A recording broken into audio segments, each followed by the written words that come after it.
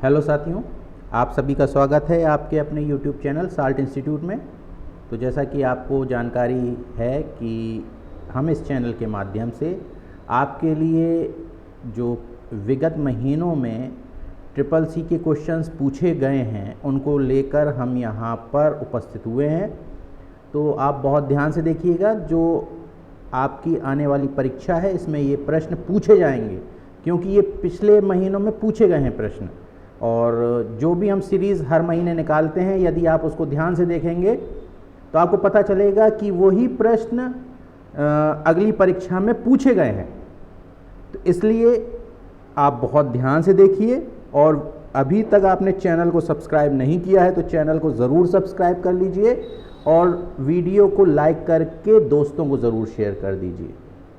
तो चलिए पहला प्रश्न देख लेते हैं। पहला प्रश्न है, कंप्यूटर के द्वारा संपादित होने वाले मुख्य कार्य हैं।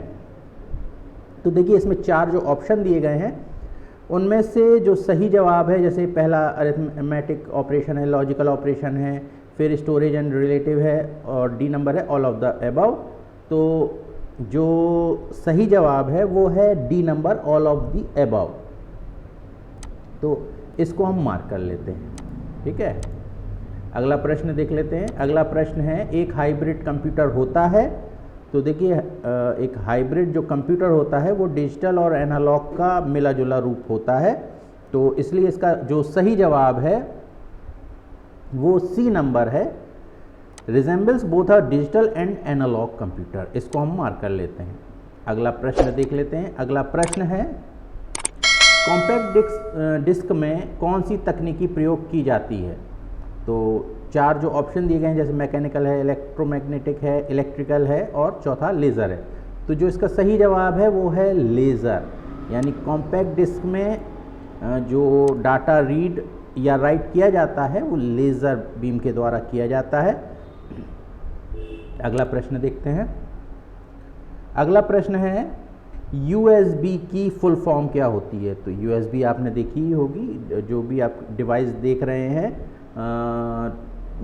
चाहे वो प्रिंटर हो या फिर स्कैनर हो या अदर और भी डिवाइसेस हैं, आपका माउस हो, कीबोर्ड है, वो सभी USB पोर्ट में आने लगा है। तो वो USB की फुल फॉर्म क्या होती है। तो USB की जो फुल फॉर्म होती है वो है यूनिवर्सल सीरियल बस, सी नंबर।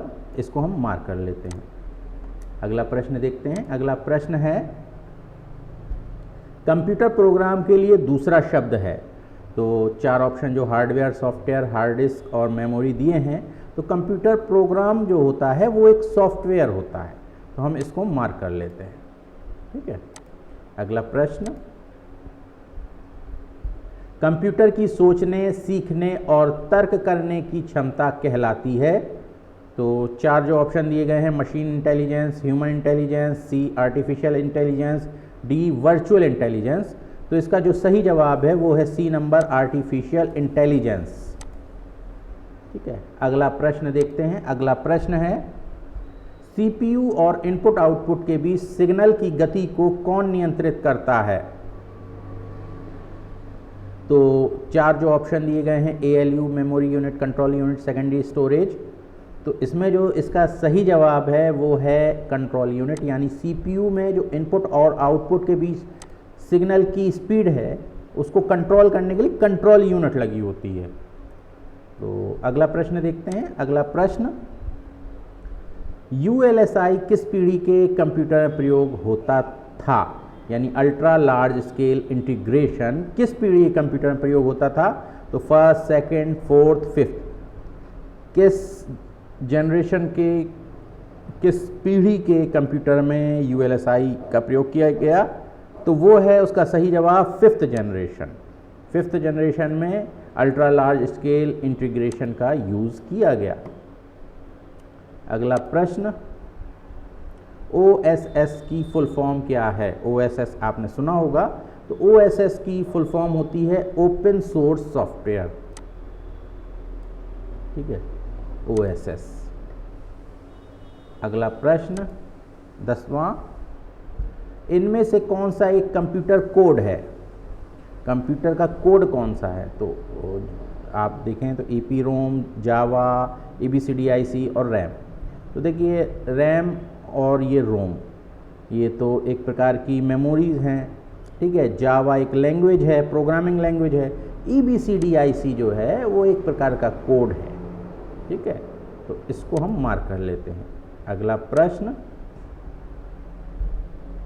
बड़े साइज के ड्राइंग बनाने के लिए आर्किटेक्ट्स एवं इंजीनियर्स ज़्यादातर किस डिवाइस का प्रयोग करते हैं? तो देखिए, बड़े साइज के ड्राइंग बनाने के लिए जो प्रिंटर यूज़ किया जाता है वो है प्लॉटर, ठीक है, उसे हम प्लॉटर कहते हैं, जो केवल भवनों के नक्शे वगैरह डिज़ाइन करने के लिए, बड़े जो है डिज़ाइन करने के लिए, ड्राइंग करने के लिए यूज़ किया जाता है बड़े स्तर पर, तो वो प्लॉटर है बड़ी साइज़ का,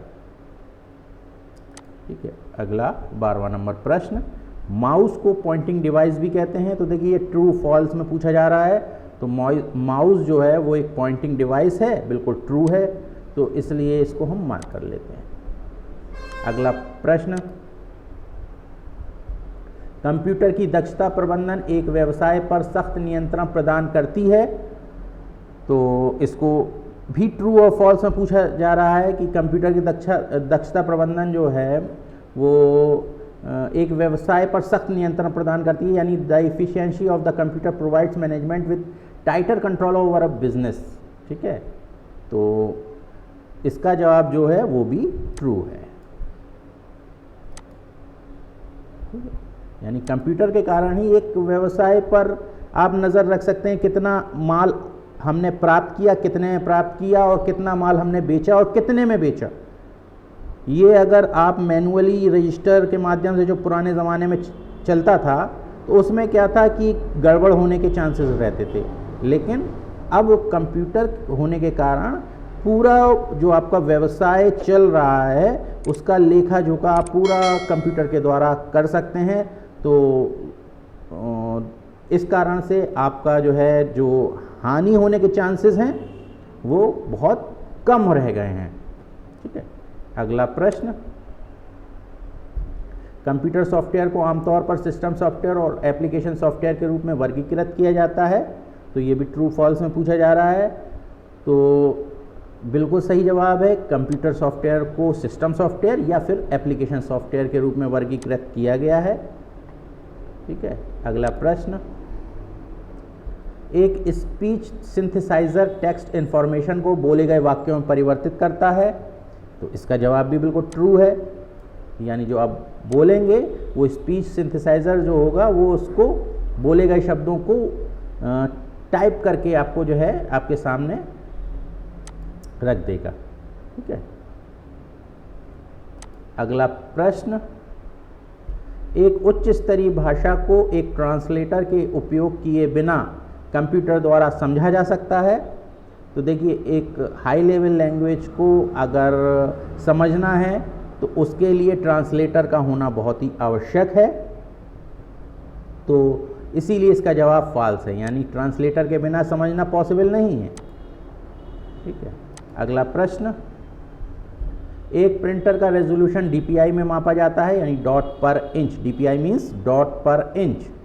तो इसका जवाब जो है वो प्रिंटर का रेजोल्यूशन DPI में ही मापा जाता है, इसका जवाब ट्रू है, इसको हम मार्क कर लेते हैं। देखिए, जहाँ भी कोई शॉर्ट फॉर्म आई है प्रश्न में और किसी कारण से उसका जवाब नहीं दे पाए हैं, तो आप कमेंट बॉक्स में आकर पूछ भी सकते हैं, तो उसका जवाब आपको कमेंट बॉक्स पर ही मिल जाएगा। तो कोई ज़रूरी नहीं है कि वो प्रश्न के ही उसमें हम उसका जवाब दें, आप बाद में वीडियो अपलोड होने के बाद ही कमेंट करके हमसे पूछ सकते हैं, या कोई नई चीज़ जानना चाहते हैं तो आप कमेंट बॉक्स पे आके पूछ सकते हैं। अगला प्रश्न देख लेते हैं। अगला प्रश्न है, विंडोज़ डेस्कटॉप पर राइट क्लिक से क्या होगा? खाली स्थान होगा।